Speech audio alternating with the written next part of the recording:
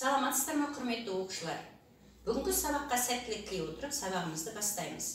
Бүгінгі өтілетін сабақтың тақырыбы полимерлер, полимерлердің түрлері. Өтілетін сабақтың жоспары: полимерлер, макромолекула, мономер, полимерлердің түрлері, полимерлердің қасиеттері, қалыптасу әдістері, Қазақстанда қолдану аясы жайында мағлұматтар аламыз. Мономерлердің негізгі бөлігінен тұратын топтар буындар деп, ал буындардан құралған үлкен макромолекула макромолекула деп аталынады. Макромолекуланың құрамына кіретін буындар саны жоғары молекулалық қосылыстардың полимерлену дәрежесін көрсетеді. Оны P әрпімен белгілейді.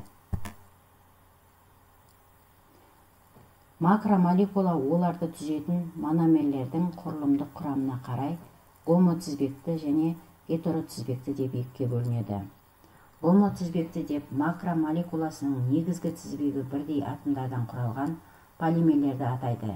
Егер ол көміртек атомдарынан тұрса, онда мұндай полимерлер карботизбекті деп аталынады.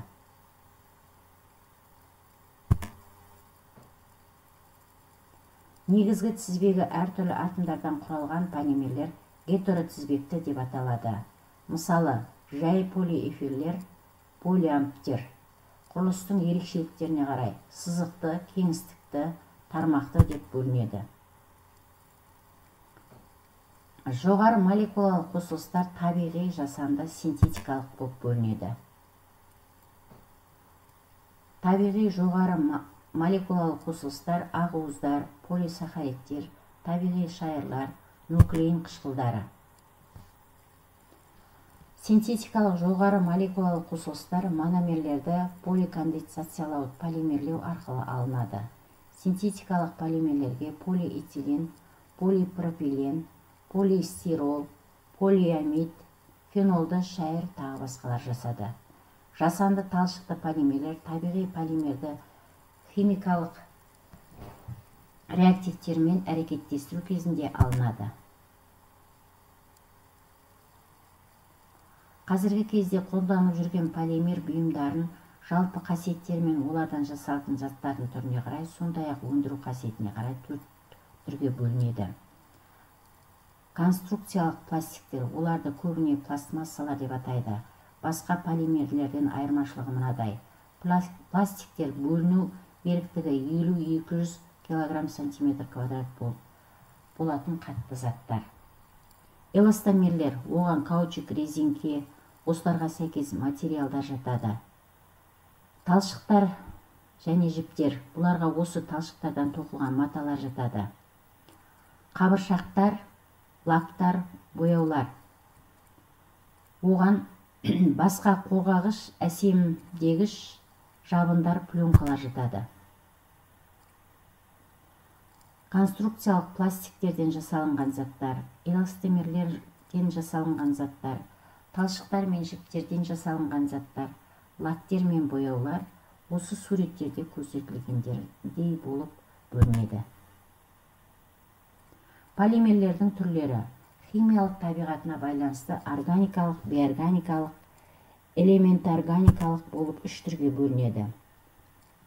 Полимерлердің қасиеттері: жоғары молекулалық қосылыстардың жалпы ортақ қасиеттері болады, бірақ оны классикалық үлгіде химия тұрғысынан түсіндіру қиын. Сондықтан полимерлердің қасиеттерін қарастыру үшін тиісті жаңа түсініктерді енгізуге тура келеді. Полимерлерді қыздырғанда болатын өзгерістер олардың құрылым ерекшеліктеріне де байланысты болады. Қыздырғанда байқалатын өзгерістеріне байланысты полимерлік материалдар термопласты және термореактивті деп бөлінеді. Полимерлер қалыптасу әдістері: мономерлер, полимеризация, полимерлер, поликонденсация деген түрлерге бөлінеді.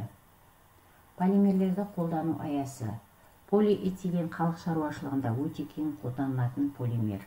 Ол жұқа, пленка, су құбыры, химиялық аппарат бөліктерін, құты, стакан, тығын, техникалық бұйымдар тағы басқа дайындауында, ауыл шаруашылығында көкөніс, жеміс өсіру ісінде қолданады. Мәрмәр, кварц, басқа тау жыныстарын, керамика, цемент сияқты минералдарды байланыстырушы заттардың полимерлі табиғатын ескілменің өзінде дүние жүзінде салынған үйлер мен құрылыстардың тең жартысынан астамы ағаштан, жалпы айтқанда органикалық полимерден жасалынған.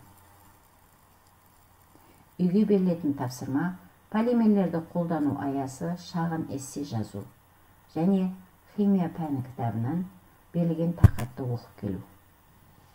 Осымен балалар, бүгінгі өтілген сабағымыз аяқталды. Назар қойып тыңдағандарыңызға рахмет. Келесі кездескенше сау саламатта болыңыздар.